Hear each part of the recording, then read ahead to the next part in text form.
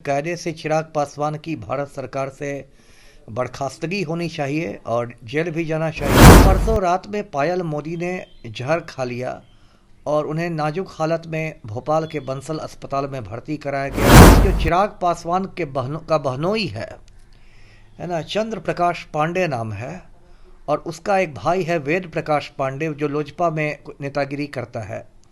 तो ये जो चंद्र प्रकाश पांडे है, ये इस कंपनी का कुछ समय तक पार्टनर था, किशन मोदी का पार्टनर था। उसने इस कंपनी को लगभग 80 करोड़ रुपए का चूना लिया। इस मामले में एक अभियुक्त सुनील त्रिपाठी की पुलिस ने गिरफ्तारी भी की। चंद्र प्रकाश पांडे को ये गुस्सा आ गया कि मैं केंद्रीय मंत्री का बहनोई हूं और मुझ पर एफआईआर करने की हिम्मत कैसे कर ली। और सबसे ज्यादा जो खुल्लम खुल्ला दुरुपयोग किया गया वो ईडी का किया गया। लोक जनशक्ति पार्टी रामविलास के राष्ट्रीय अध्यक्ष व केंद्रीय मंत्री चिराग पासवान की देखिए इन दिनों मुश्किलें बढ़ते हुए नजर आ रही है, जहां उद्योगपति महिला ने बीते दिनों जहर खा लिया और ऐसे में आरोप जो है चिराग पासवान पर मर दिया। इसको लेकर कहीं ना कहीं कई तरह के प्रश्न उठ रहे हैं। ऐसे में हमारे साथ बात करने के लिए बिहार के पूर्व आईपीएस अमिताभ कुमार दास से जुड़ेंगे, बात करेंगे। अमिताभ दास जी, कैसे देख रहे हैं जिस तरीके से पायल मोदी ने आरोप लगाया है चिराग पासवान पर, जहां उन्होंने कई तरह की पत्र में बातें लिखी है, कैसे देख रहे हैं, क्या कहेंगे?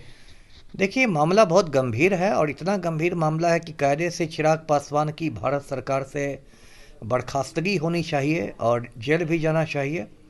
देखिए, पूरा मामला मैं दर्शकों को समझाता हूँ। ये मध्य प्रदेश की राजधानी भोपाल का मामला है और वहाँ एक कंपनी है जयश्री गायत्री फूड्स। ये जो कंपनी है ये फूड प्रोसेसिंग की कंपनी है, जिसको हिंदी में कहेंगे खाद्य प्रसंस्करण। मतलब उसमें फल और सब्जियों को डब्बा बंद करके बेचा जाता है। अब इस कंपनी के मालिक का नाम है किशन मोदी, उनकी पत्नी का नाम है पायल मोदी जो एक 31 बरस की महिला है, 3 छोटे छोटे बच्चे हैं उनके। अब परसों रात में पायल मोदी ने जहर खा लिया और उन्हें नाजुक हालत में भोपाल के बंसल अस्पताल में भर्ती कराया गया है।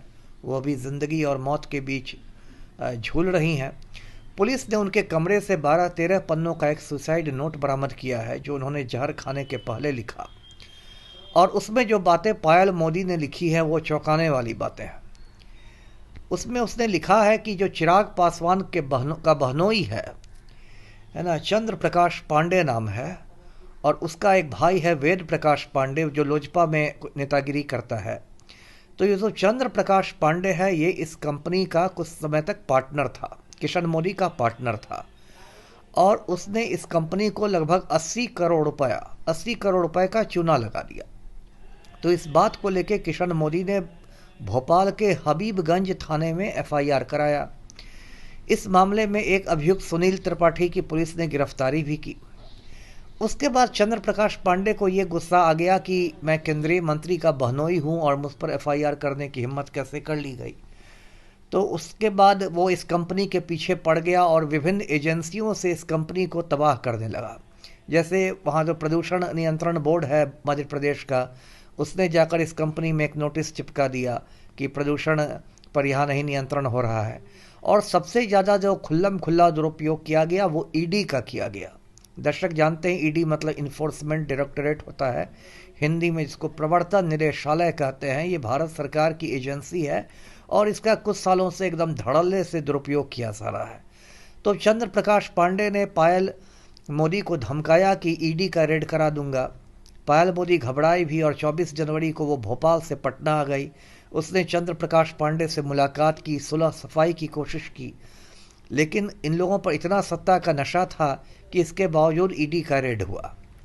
अब देखिए, इतनी सारी एजेंसियां एक कंपनी के पीछे लग गई हैं तो कंपनी का समझिए भट्ठा बैठ गया है। अब वो कंपनी घाटे में चल रही है और जो किशन मोदी उसके मालिक हैं वो इतने परेशान हैं कि उनकी तबीयत खराब रहने लगी है, वो अस्पताल में भर्ती होने लगे हैं।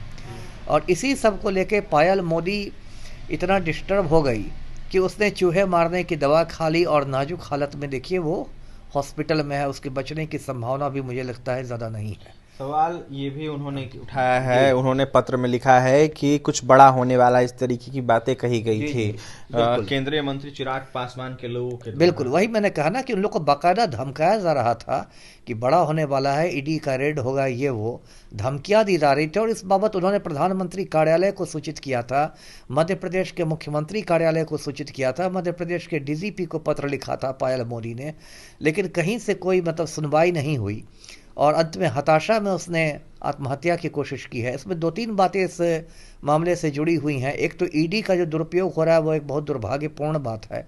ईडी अब एक अपराधियों के गिरोह की तरह लगता है काम करने लगा है और उसका काम हो गया है कि लोगों को डरा धमका के पैसे वसूलना। इसके पहले भी इस तरह की शिकायतें आई थी। और दूसरा कि चिराग पासवान की भूमिका पर एक प्रश्न चिन्ह लग गया है कि आप केंद्रीय मंत्री हैं और आपका बहनोई इस तरह से गुंडागर्दी कर रहा है, उसमें कहीं ना कहीं आपकी भी सहभागिता दिखाई दे रही है।